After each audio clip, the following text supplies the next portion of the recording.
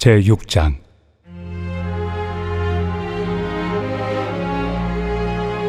그런즉 우리가 무슨 말을 하리요?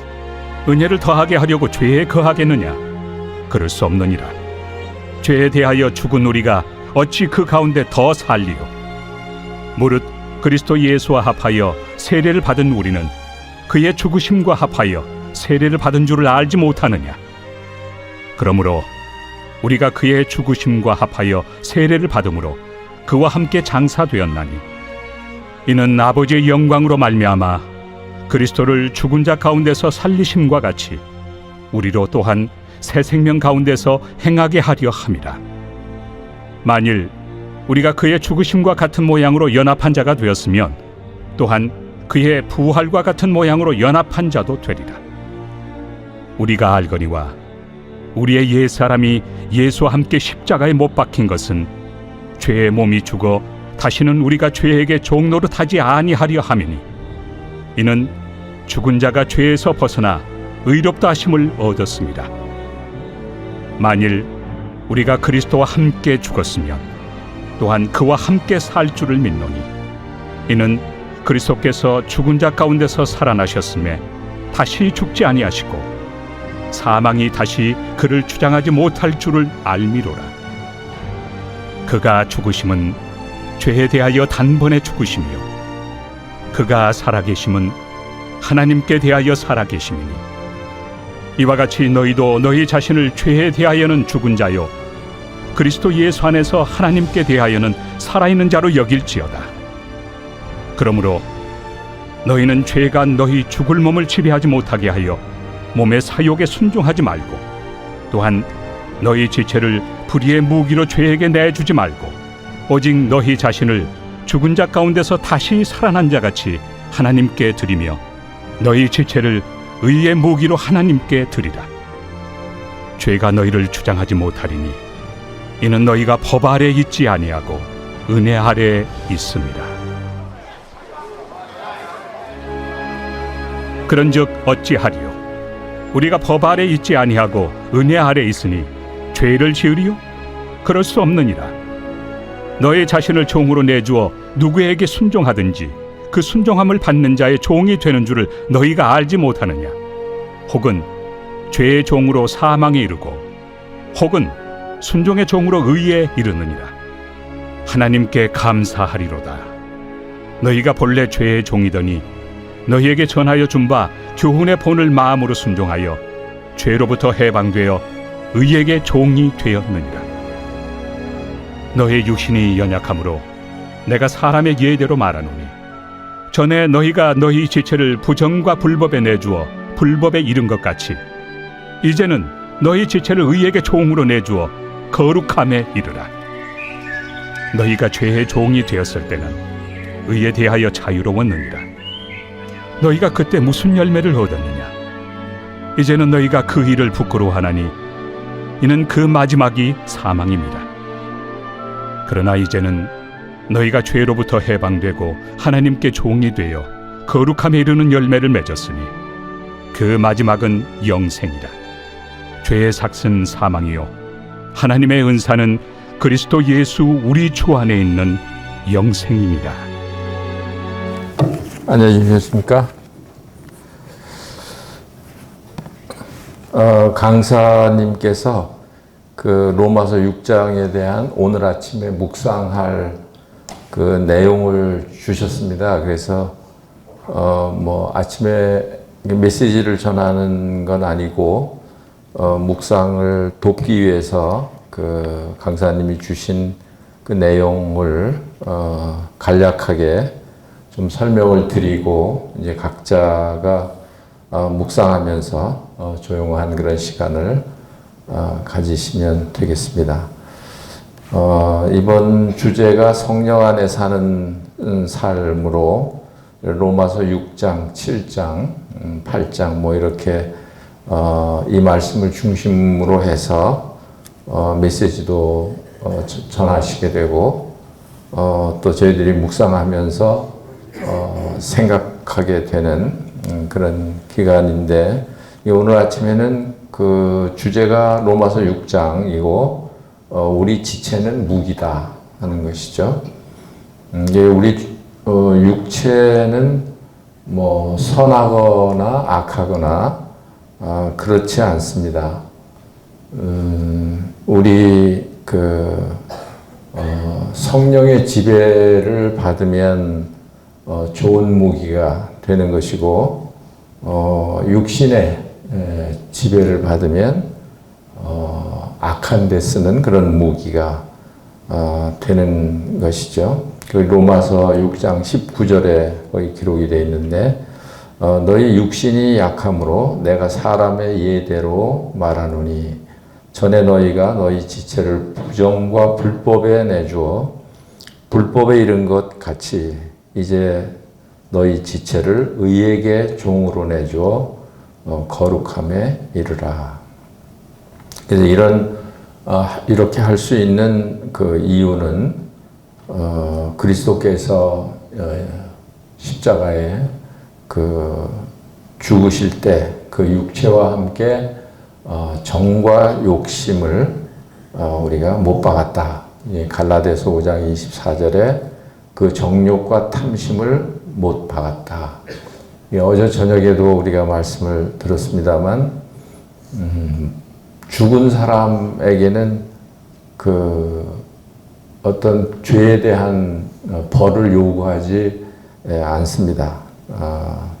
그걸 언제 강하게 느꼈느냐 하면, 어떤 대통령의 그런 부정에 대해서 검찰에서 계속 이렇게 추궁을 하고 죄를 찾고 그랬을 때 그 대통령이 자살을 하고 말았죠. 그러니까 바로 나오는 뉴스가 이제는 더 이상 죄를 묻지 않는 공소권 없음, 이렇게 해서 뉴스가 나오는 걸 봤습니다. 그러니까 아무리 큰 죄를 졌다고 하더라도 죽으면 더 이상은 그 공소권이 없는, 우리가 그로 인해서 구원을 얻었어요. 그리스도께서 우리와 함께, 우리도 함께 그리스도께서 죽으실 때 함께 죽으셨기 때문에. 그래서 로마서 6장은 그 합하여라는 그런 단어가 여러 번 나오는데, 주님께서 죽으실 때 혼자 죽으신 게 아니라 우리와 합하여 함께 죽으셨다 하는 것이죠. 우리가 죄 용서받은 것도 예수님께서 우리의 죄를 담당하시고 죽으셨기 때문에 우리가 죄 용서를, 우리의 죄가 없어지고 죄 용서를 받은 것과 마찬가지죠. 그래서 우리가 구원을 얻은 것이고요. 이 정과 욕심도 마찬가지라는 것이죠. 주님이 죽으실 때 우리도 함께 죽었다. 뭐 죽은 사람은 어제 말씀드렸듯이 아무 반응이 없는 거죠. 누가 욕을 하든 반응이 없는, 죽은 사람은 그야말로 아무 반응을 할 수 없는 그런 상태이죠. 저희가 죄에 대해서 그렇게 죽었다 하는 것입니다. 반대로 우리는 예수 그리스도의 부활과 함께 그리스도의 생명으로 다시 태어난 그런 사람들이기 때문에 죄에 대해서는 죽었지만 그러나 의에 대해서는 산 사람이 된 거죠. 그래서 당연히 의로운 거룩한 또 우리의 지체를 의의 병기로, 성령님의 병기로 이렇게 드릴 수 있는 그런 이유가 있고 그런 게 이제 이렇게 우리에게 주어졌다 하는 것입니다. 근데 여기 보니까 묵상 질문 1에 보니까 그럼에도 불구하고 종종 우리 몸을 죄에게 내주어 죄가 무기로 사용되는데 왜 그럴까요? 어떤 종류의 죄가 나를 이끌던가요? 거짓말, 탐심, 이기심, 교만. 죽었는데도 불구하고 왜 우리는 살아있는 것처럼 느끼게 되고 또 그렇게 우리의 육체를 죄의 무기로 사용하게 되는가. 죽었는데도 아마도 습관의 문제인 것 같습니다.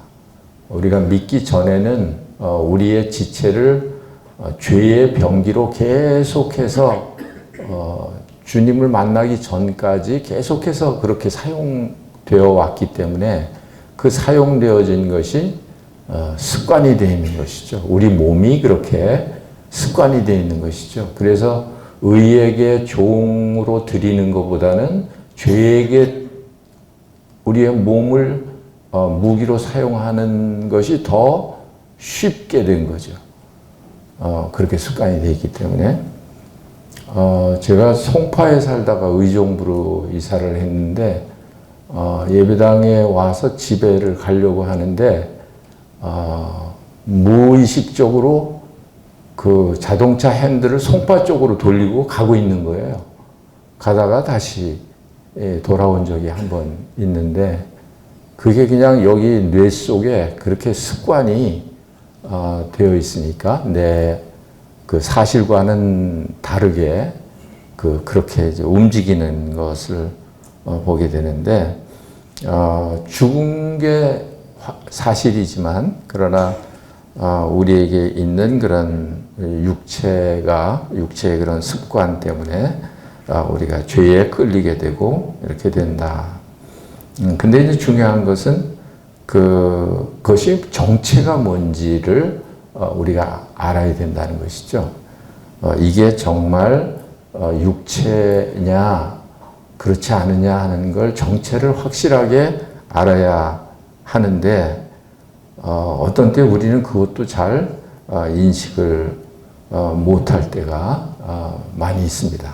육체로 행하면서도 그걸 육체로 확실하게 인식하지 못하는, 분명하게 알지 못하는, 그러니까 그것을 또 행하게 되는 그런 게 있는 것 같습니다.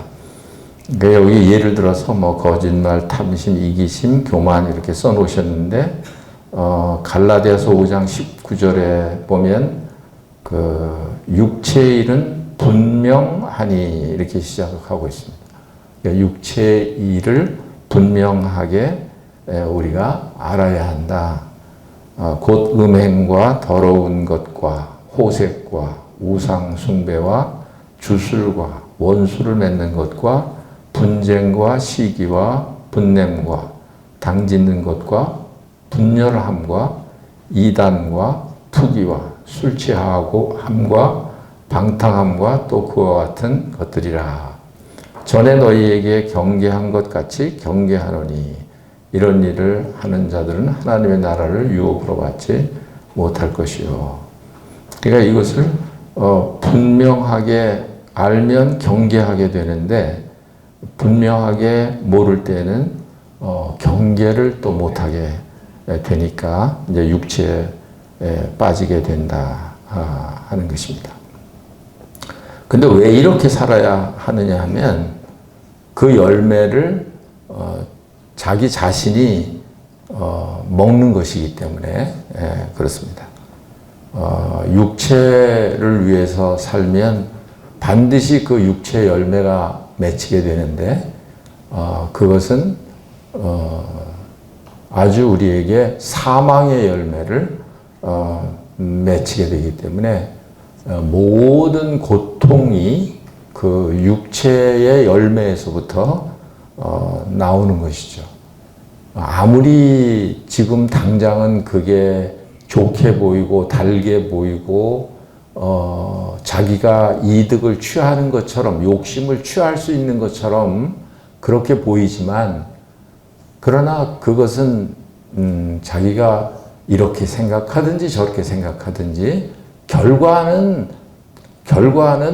분명하게 정직하게 자기에게 쓴 열매가 주어진다는 거예요.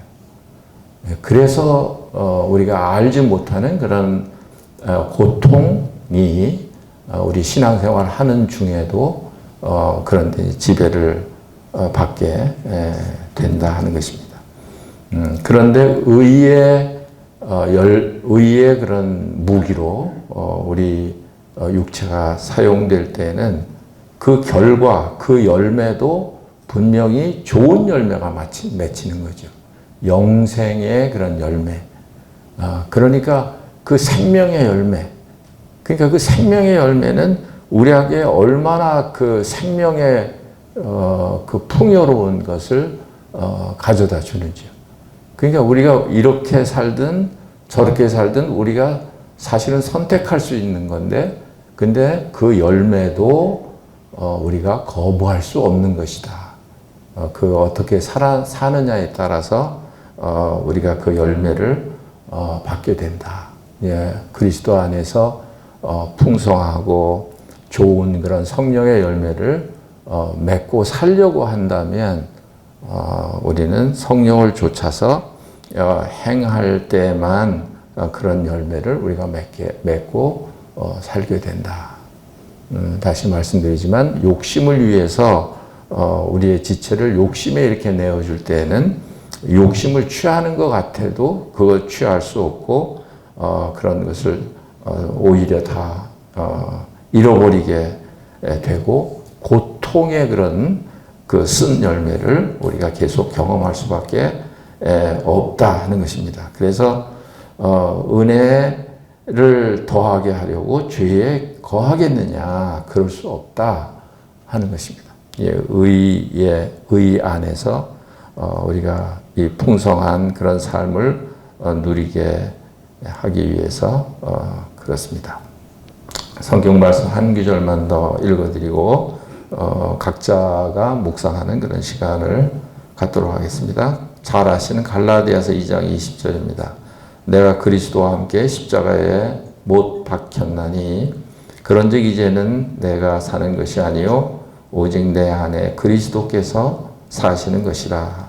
이제 내가 육체 가운데 사는 것은 나를 사랑하사 나를 위하여 자기 자신을 버리신 하나님의 아들을 믿는 믿음 안에서 사는 것이니라. 오늘 하루 동안 그리스도와 함께 성령의 도구로 풍성한 그런 하루가 되시기를 기도하겠습니다. 감사합니다.